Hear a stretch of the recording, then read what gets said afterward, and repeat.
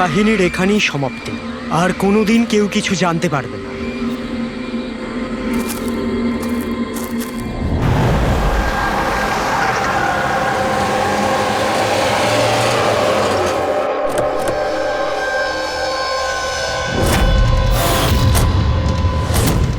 Guys hold on, এখানে কি হচ্ছে আমাকে কেউ বলবে?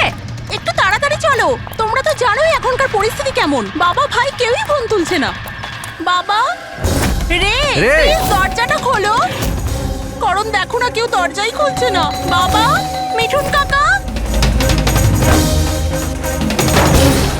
রে, মিঠুন কাকা। ও মাই গড রে, oh my bro, my bro. He is no মোর।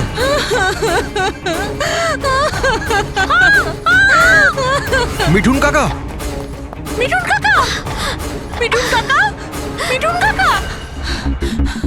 বেহুশ।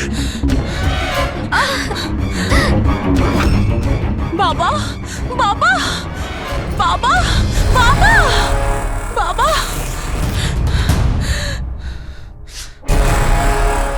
রক্ত, বাবা, বাবা, বাবা।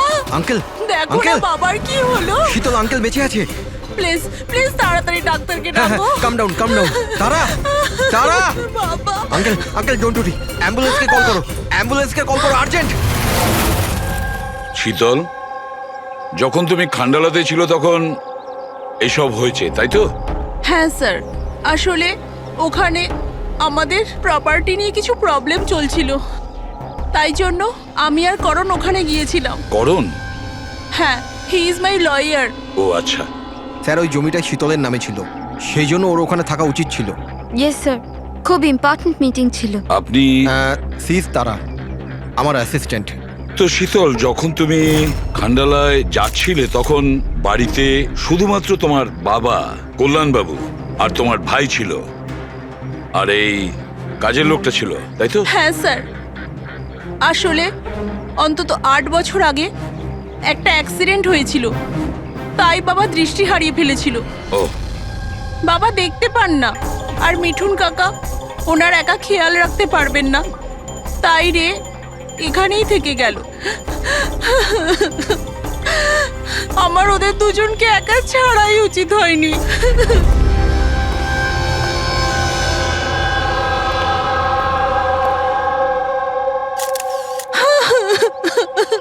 শান্ত হও। একটা কথা বলো শীতল, তুমি বলছিলে যে ওনাকে একা ছেড়ে যাওয়াই উচিত হয়নি, এটা তোমার কেন মনে হয়েছে? আচ্ছা, তোমার কি কোনো ভয় ছিল ওনার বা দুজনের বিপদ হতে পারে, এরকম কিছু হওয়ার? না স্যার, কিন্তু এটা নিশ্চয়ই জানতাম যে রের ওর বন্ধুদের সাথে খুব বড় প্রবলেম চলছিল, ফ্রেন্ডসদের সাথে? আর ওরা একে অন্যকে ব্ল্যাকমেল করছিল কোনো একটা ব্যাপার নিয়ে।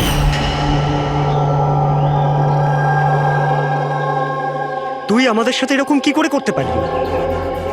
একবার আবার ভেবে নে রে, আর এটাই যদি তোর ফাইনাল ডিসিশন হতো, তুই জানিস কি হবে। আই ডোন্ট কেয়ার, আমি তো শুধু ঠিক সময়ের জন্য অপেক্ষা করছি। কিন্তু যদি কেউ কিছু জানতে পেরে যায় তো? তুই পাগল হয়েছিস নাকি? যদি তুই এরকমই বিহেভ করতে থাকিস তাহলে কারণ না কারণ তো ডাউট হবেই। গাইস, যদি আমরা কন্ট্রোল থাকি তো উই আর সেফ। গাইস, তোমরা নিজেদের দেখে নাও, আমি অনেস্টলি জানি না আমি কি করতে চলেছি।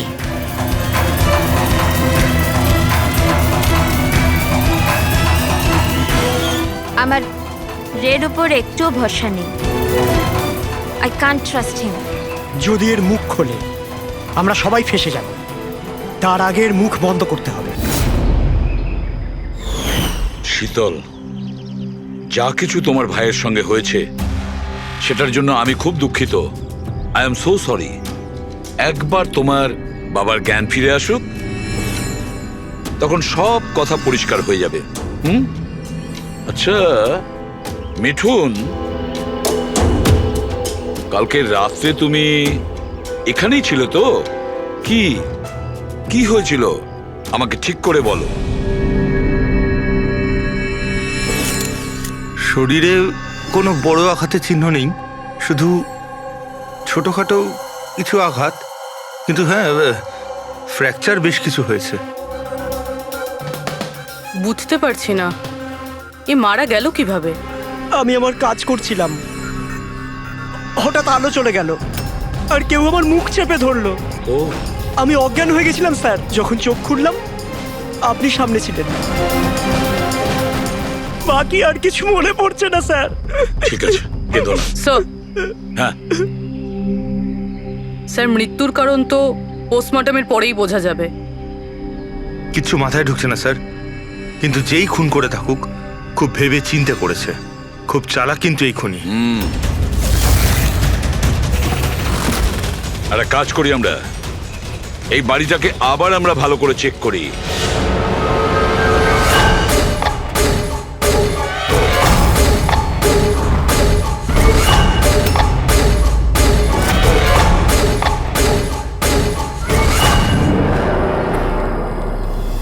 কাঁচটা ভেঙে বাড়ির ভেতরে ঢুকেছিল।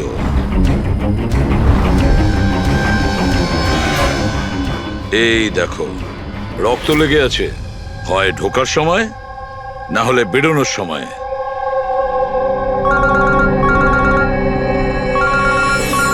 Hello, ACP Pradyuman here. আচ্ছা, কল্যাণবাবুর জ্ঞান ফিরেছে?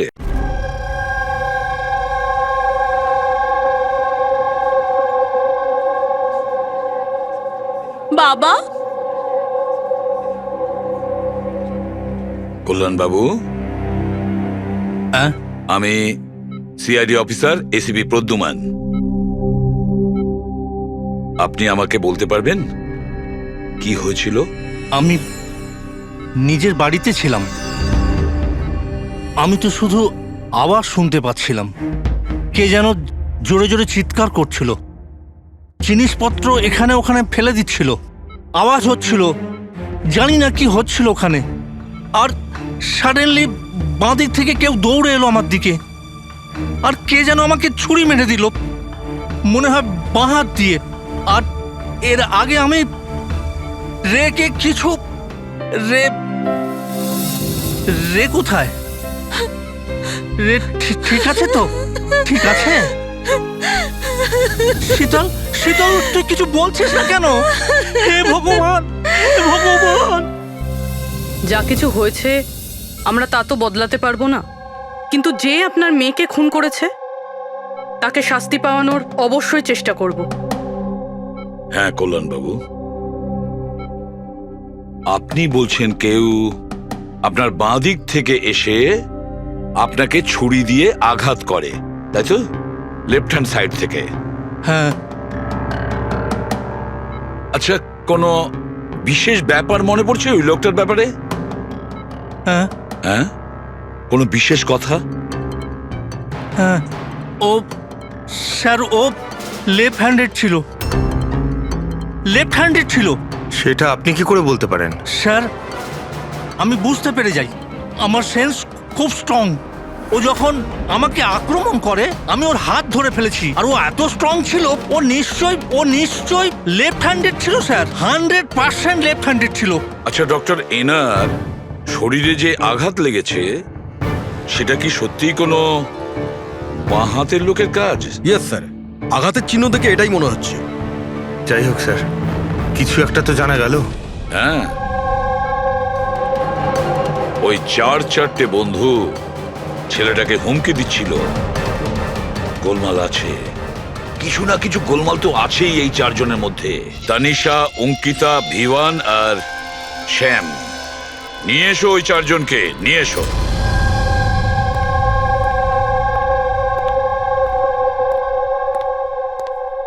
নমস্কার স্যার, আপনার পরিচয়? আমি শ্যামের বাবা।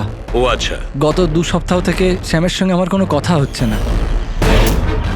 এবার আমি আপনাদের কি করে বলবো যে ও কোথায় আছে? আমি ওকে কয়েকবার ফোন করেছি, কিন্তু ওর ফোনটা কিছুতেই লাগছে না। আমি তানিশার মা।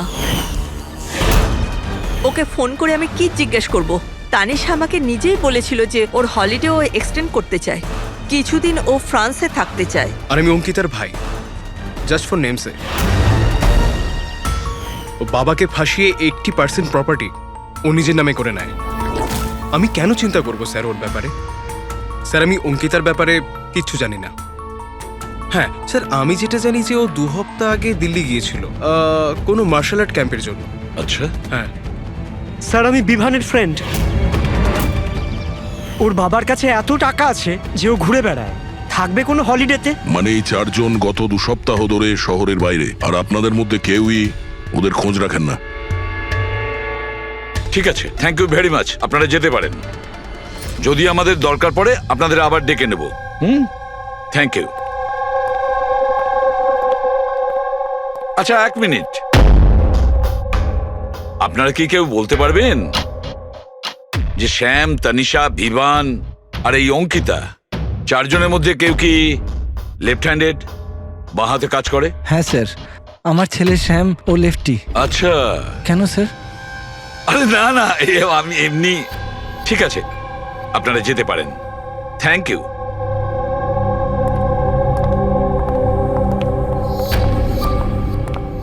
স্যার, এমন আবার নয় তো যে এই 4 জন মিলেই এই খুনটা করেছে? হতে পারে স্যার, আর সেই ভয়েই এই 4 জন কোথাও না কোথাও গিয়ে লুকিয়ে বসে আছে। স্যার, এই 4 জনের লোকেশন জানতে পেরে গেছি। স্যার কাল রাত্রে স্যাম, তানিশা, অঙ্কিতা আর বিভান এই 4 জনেরই মোবাইল লোকেশন শীতলের বাড়ির 3 কিলোমিটার রেডিয়াসে ছিল। শ্যাম, তানিশা, ভিভান, অঙ্কিতা আর রে, এই 5 জনের মধ্যে কোনো রহস্য লুকিয়ে আছে।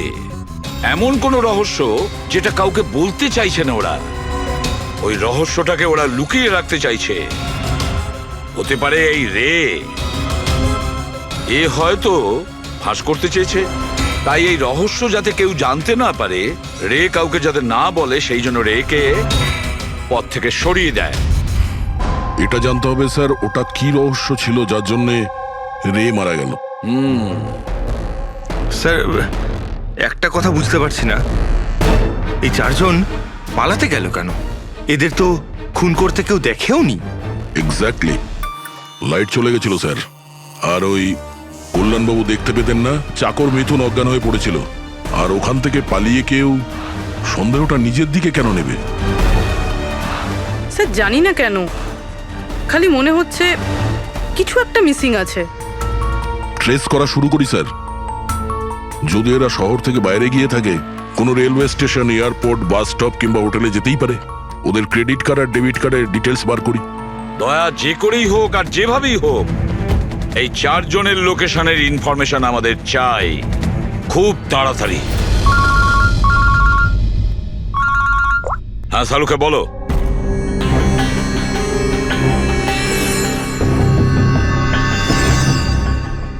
আচ্ছা সালুকে, তুমি এই কঙ্কালের ওপর রেড মার্ক গুলো কেন দিয়েছো? বস, এইটা বোঝানোর জন্য যে কিভাবে এই রিপগুলো ভেঙে গুঁড়ো গুঁড়ো হয়ে গেছে।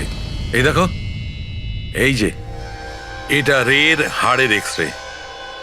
এর উপর খুব জোরে বলপ্রয়োগ করে আঘাত করা হয়েছে।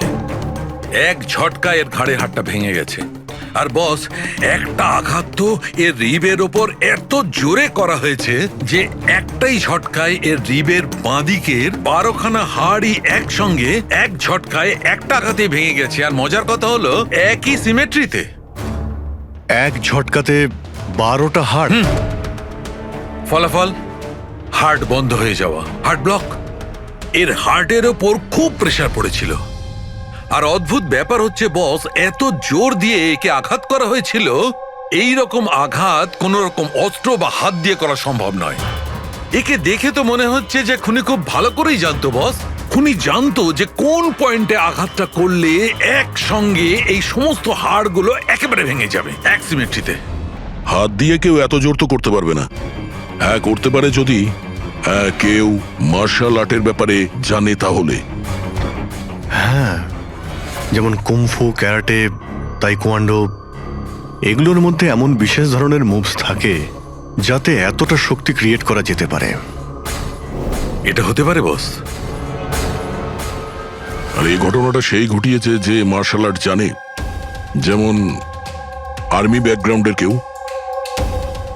মার্শাল আর্টস ওই মেয়েটা দিল্লিতে গেছে না মার্শাল আর্টের ট্রেনিং এর ক্যাম্প অ্যাটেন্ড করতে? কি যেন নাম ওই মেয়েটার? অঙ্কিতা। অঙ্কিতার ভাই তো আমাদের এটা বলেছে। স্যার আমি যেটা জানি যে ও 2 সপ্তাহ আগে দিল্লি গিয়েছিল কোনো মার্শাল আর্ট ক্যাম্পের জন্য। আর স্যার খুনের রাতে ওর ফোন শীতলের বাড়ির আশেপাশেই ছিল, ওই হয়তো করেছে। শ্যামের সাথে মিলে। হ্যাঁ, কল্যাণবাবুর ওপর যে ছুরি চালিয়েছিল সেই ব্যক্তি একজন বাঁহাতি লেফট হ্যান্ডেড। এটা হতে পারে, কারণ এই শীতলের বাড়িতে যে জানলা থেকে আমরা ব্লাড স্যাম্পল পেয়েছিলাম ওর ডিএনএ শ্যামের বাবার ডিএনএ এর সঙ্গে ম্যাচ করে যাচ্ছে। তার মানে শ্যাম ওখানেই ছিল। আর অঙ্কিতাও।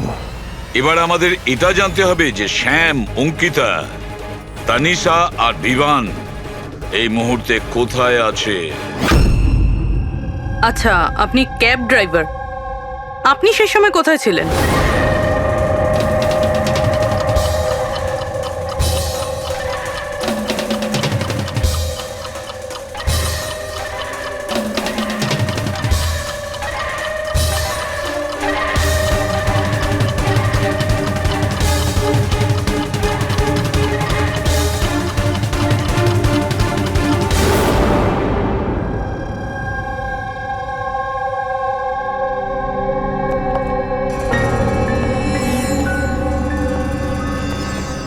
কি হলো?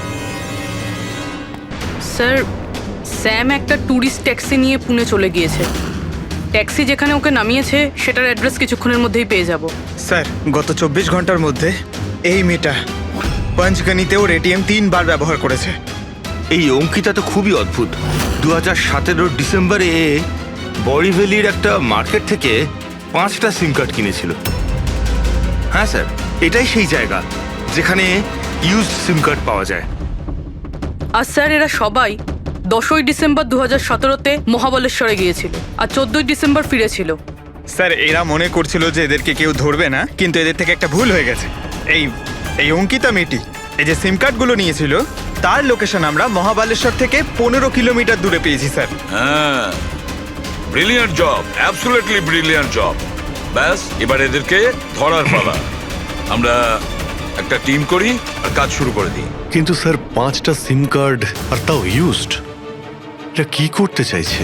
যাই করছে করতে দাও, আফসোস তো করতেই হবে, নিশ্চয়ই আফসোস করবে।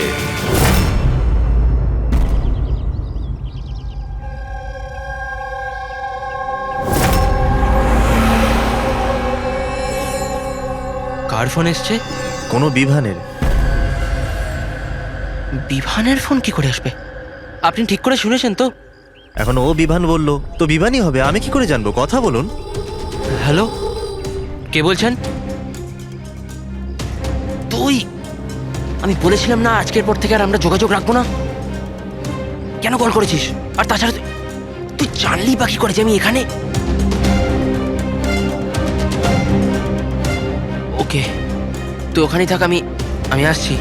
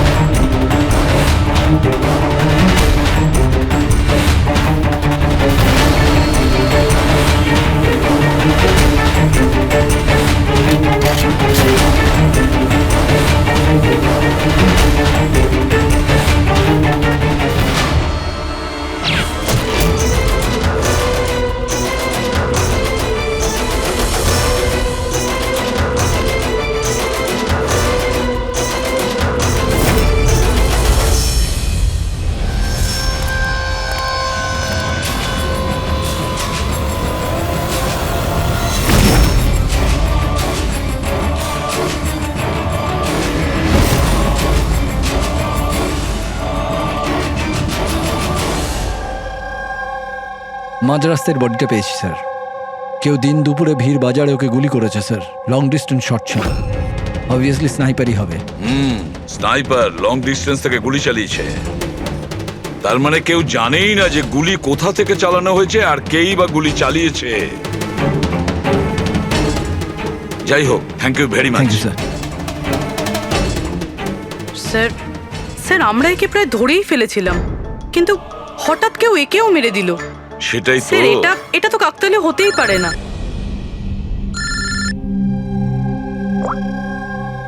হ্যালো,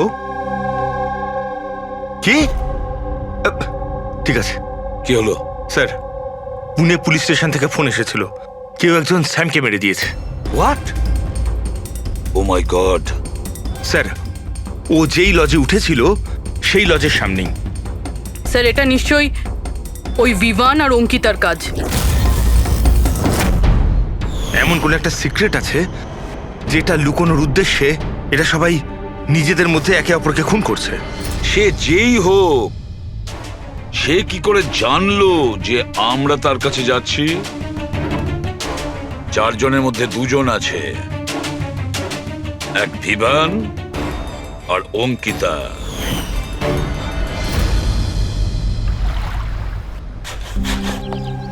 সবার সাথে তো নয়, অঙ্কিতার সাথে দেখা হয়েছিল, ওর সাথে কথা হয়েছিল আমার। অঙ্কিতার সঙ্গে? হ্যাঁ। এই মেয়েটা ছিল? হ্যাঁ, ওটা এই মেয়েটাই। ও আমাকে পেমেন্ট করেছিল 2 দিনের 20,000 টাকা। 2 দিনে 20,000 টাকা দিতে ও রাজি হয়েছিল? এমন কি ইমার্জেন্সি ছিল?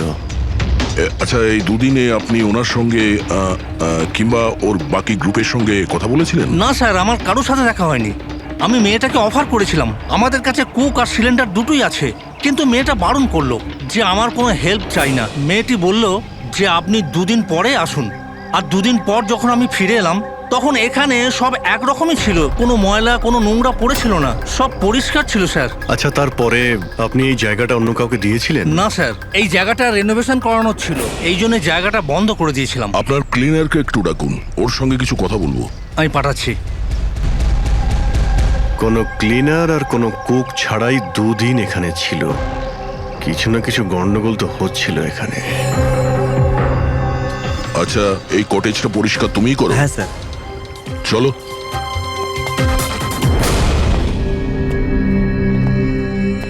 আচ্ছা, ওই 5 জন লোক যখন এখান থেকে চলে গেল, তারপর তুমি যখন এখানটা পরিষ্কার করেছিলে তখন তুমি কিছু পেয়েছিলে এদিক ওদিকে, কিংবা কিছু অদ্ভুত লেগেছিল তোমার? না স্যার, ওরা তো খুব ভালো লোক ছিল। যাওয়ার আগে পুরো জায়গাটা একদম ঝকঝকে পরিষ্কার করে গেছিল। জানি না কোন সাবান কোন ডিটারজেন্ট ব্যবহার করেছিল, পুরো ঘর চকচক করছিল। আরে ভাই, এখানে ঘর পরিষ্কার হচ্ছে? এটা কোন ডিটারজেন্ট ম্যাডাম? আরে কিছু না, রাতে পার্টি হয়েছিল তাই একটু বেশি নোংরা হয়ে গেছে। তুমি যাও, আমরা করে নেব। পরিষ্কার করুন, আমি আসছি। 1 মিনিট। এই নাও, এটা নিয়ে যাও। হ্যাঁ, যাও যাও যাও যাও যাও।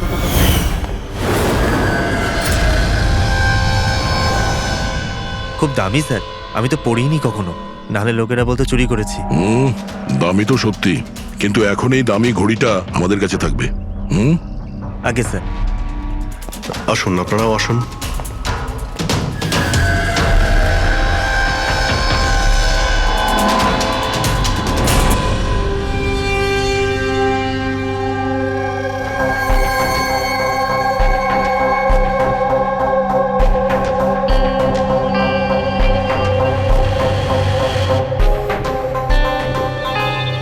স্যার, এই 3 জনকে তো মার্ডার করে দেওয়া হয়েছে। এখন বাকি বিভান আর অঙ্কিতা। খুনি এদের 2 জনের মধ্যে কেউ হবে। এই বিভানই হবে। ওই শ্যামকে ফোন করে লজের বাইরে ডেকেছিল।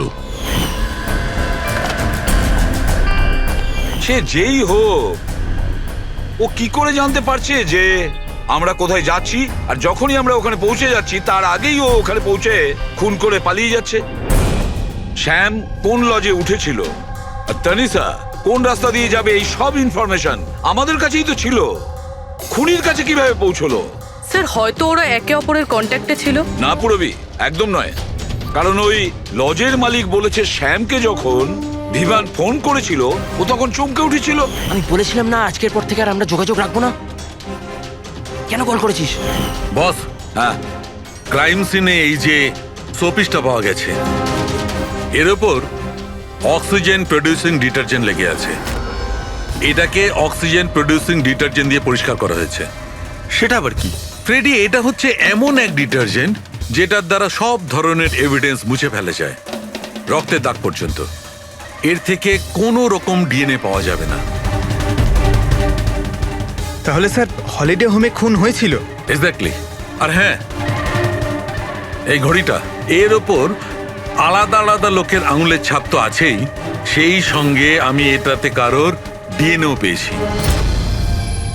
তাহলে হয়তো এই খুনের পর্দা ফাঁস করতে চেয়েছিল।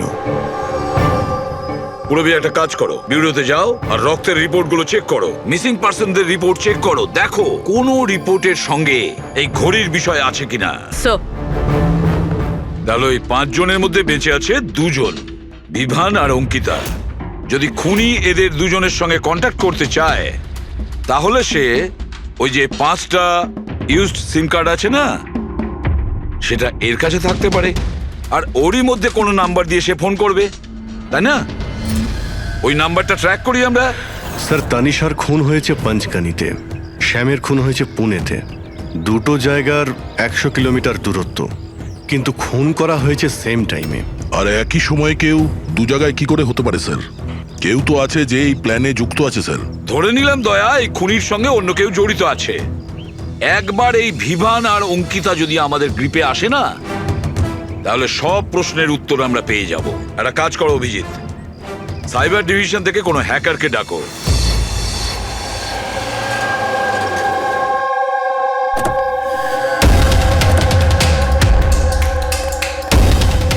এতে পুরো টাকা আছে তো? হ্যাঁ।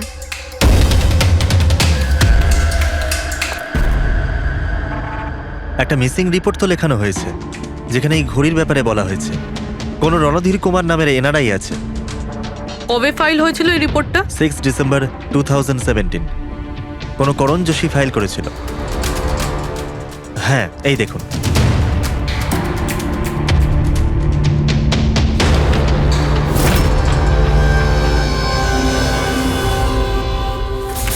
Thank you.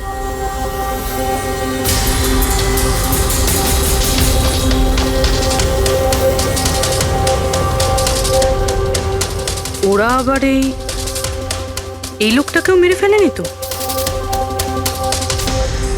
আর এই করণ ওই লোকটার মৃত্যুর প্রতিশোধ নিচ্ছে না তো? করণ?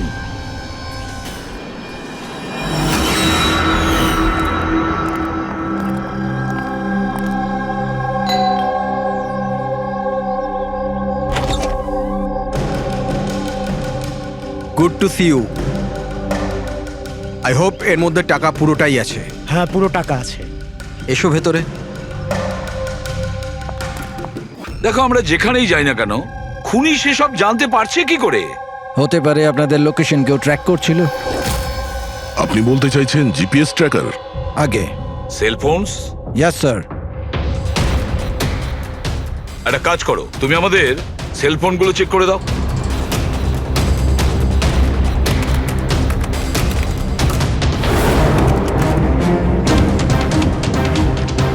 তুমি টাকা চেয়েছিলে, আমরা নিয়ে এসেছি। এবার ওই এভিডেন্স দাও আর সব শেষ করো। শেষ করব যেরম ভাবে তোমরা রণধীরকে শেষ করেছিলে। করণ, আমাদের প্রমাণ দাও। হ্যাঁ দেবো, কিন্তু তার আগে আমি তোমাদের কারোর সাথে দেখা করাতে চাই। কে? ডাকছি।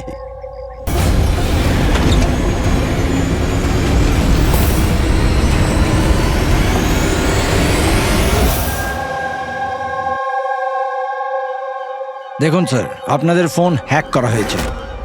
হোয়াট? কিন্তু কিভাবে?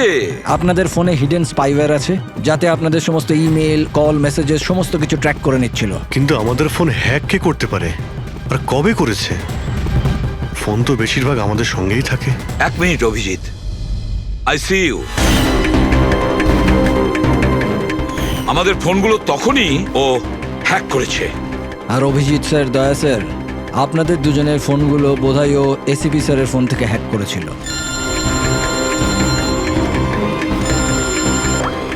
হ্যাঁ পুরবি। করণ মৃতের সঙ্গে রিলেটেড?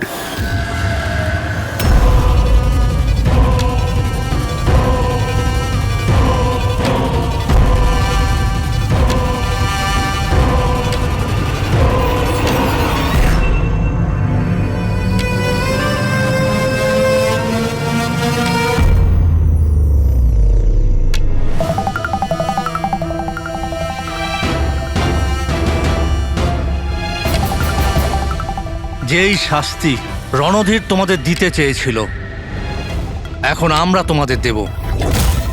যেমন শ্যাম,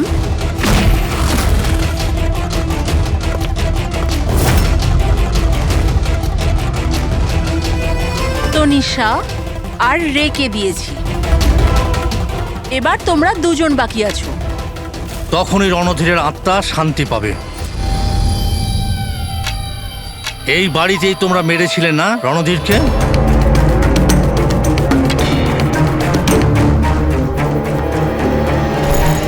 করণ,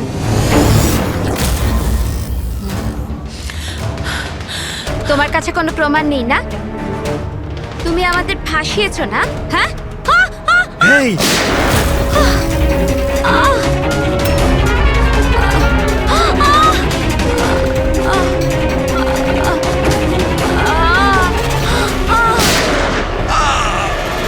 তুমি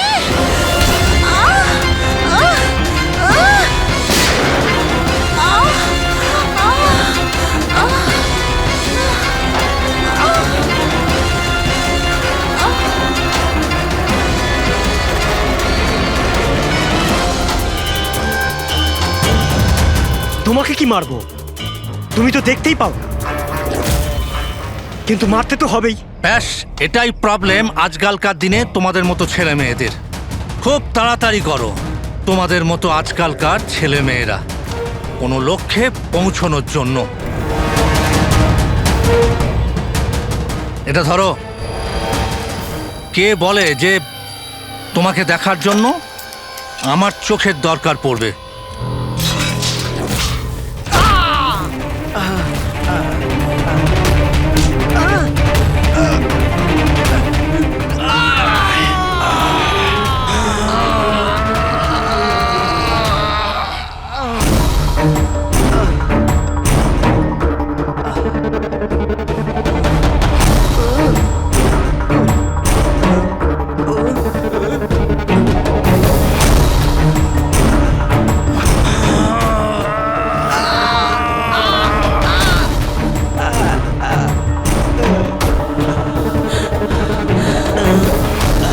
শীতল, শীতল মা, তুমি ঠিক আছো তো?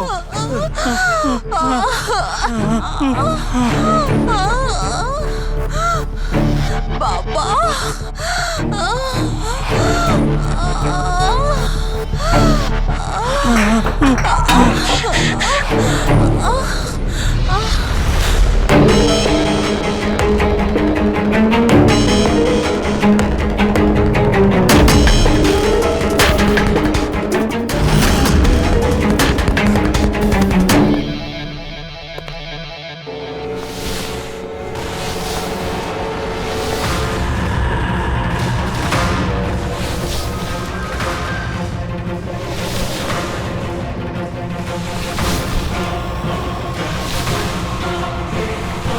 অনেক বছর ধরে আমি স্পেশাল ফোর্সে ছিলাম।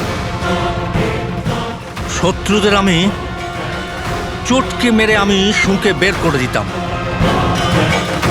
আর তুমি তো বাচ্চা।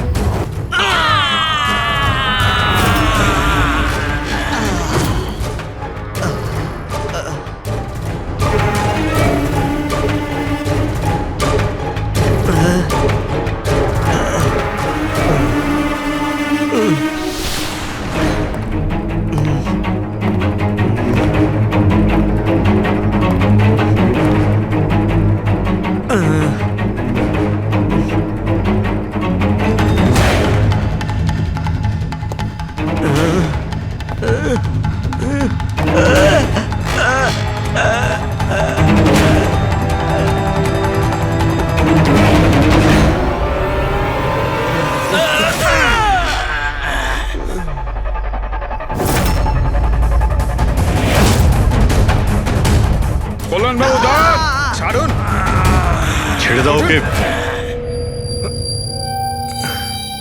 আমি তো অন্ধ অফিসার, কিন্তু আপনি দেখে বলুন যে আমি ওর পুরো শরীর বেকার করে দিয়েছি নাকি না,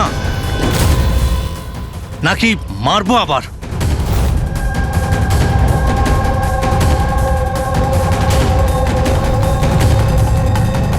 শীতল, রণধীর তোমার ভাই ছিল, আর কল্যাণবাবু রণধীর আপনার ছেলে, তাই তো? আর এসব করার জন্য আপনি সিআইডি কে ব্যবহার করেছেন, তাই তো? ঠিক বুঝেছেন আপনি। রণধীর শীতলের ভাই ছিল আর আমার ছেলে। মানে রের ভাই? না, রে আমার ছেলে নয়, ওকে তো শুধু আমি ব্যবহার করেছি। আমাদের বোকা বানানোর জন্য, যাতে আমরা বিভান, অঙ্কিতা আর শ্যাম আর তানিশাকে দোষী মনে করি। আর ওদেরকে শাস্তি পাওয়াই, যাতে আপনার প্রতিশোধ পূর্ণ হয়। আমরা ওকে মারতে চাইনি। রণধীর অ্যাকসেন্ট ফ্রম কলগ্রামের স্টুডেন্ট ছিল, একদম সরল কিন্তু প্রচুর বড় লোক। অঙ্কিতা সবসময় একটা হাইফাই জীবন চাইতো, ওই এই প্ল্যানটা বানায় রণধীরকে কিডন্যাপ করে ওর থেকে টাকা চাওয়ার। কত টাকা চেয়েছিলে তোমরা? 5 কোটি। আর তাও তুমি মেরে দিলে ওকে? রণধীর পালাচ্ছিল, অঙ্কিতা রেগে গেল, আর ওর 1 সেকেন্ডের বোকামির জন্য ও ওকে মেরে দিল। আর তারপর আমরা সবাই ঘাবড়ে গেলাম, মাথায় আসছিল না যে কি করব। তাই ওর বডি নিয়ে আমরা লেকে ফেলে দিলাম। আর রে এই কথাটা মেনে নিতে পারেনি, তাই তো? এখানেই তোমাদের প্ল্যান ফেল হয়ে যায়। স্যার, ওই রণধীরের ভারতে সব দায়িত্ব আমারই ছিল। কল্যাণ আঙ্কেল আর শীতল তো নিউ ইয়র্কে ছিল, কিন্তু রণধীরের কেয়ারটেকার আমি এখানেই ছিলাম। এদেরকে টাকা দেওয়ার পরও রণধীরকে এরা ছেড়ে দেয়নি, মেরে দিয়েছিল। তো আমি ঘাবড়ে গিয়েছিলাম, কিছু বুঝতে পারিনি। তারপর একদিন রের কল এলো। আমার বিশ্বাসই হচ্ছে না যে আমরা ওকে... আই এম সরি আঙ্কেল। কিছু হবে না তোমার। তুমি শুধু আমাদের বলে দাও যে বাকি বন্ধুরা কোথায়। আঙ্কেল ওরা সব বাইরে চলে গেছে। যতদিন না এই রণধীরের কেস মিটে না যাবে, আঙ্কেল ওরা ফিরে আসবে না। কোথায় আছে ওরা? আঙ্কেল ওই ব্যাপারে আমি কিচ্ছু জানি না। রে তো আমাদের কাছে ছিলই, আর শুধু 4 জন বাকি ছিল। আর এই কাজ আমরা একা করতে পারতাম না। আর তাই তুমি আমাদের ব্যবহার করেছো, তাই না? ওর কাছ থেকে সমস্ত ইনফরমেশন বের করার পরে ওকে তোমরা মেরে ফেলেছিলে, যাতে আমরা যখন ইনভেস্টিগেশন করব তখন যেন সব কিছু পরিষ্কার হয়ে যায়। আর তার সাথে আমাদের সব এভিডেন্সও দিয়ে দিলে, 4 জনের মোবাইল নাম্বার। আর শ্যাম যে প্যাথোলজিতে কাজ করতো সেখান থেকে ওর ব্লাডের স্যাম্পল আনিয়ে নিলে। আমাদের সবার ফোন হ্যাক করলে। ভীষণ ভালো প্ল্যানিং। কিন্তু একটা কথা ভুলে গিয়েছিলেন আপনি, শাস্তি দেওয়ার কাজ আপনার নয়, সেটা আইনের কাজ। রণধীরের মৃত্যুর প্রতিশোধ তো আপনি নিয়েছেন, কিন্তু শাস্তি আপনি নিজেকে দিয়েছেন। বড় ভুল করেছেন।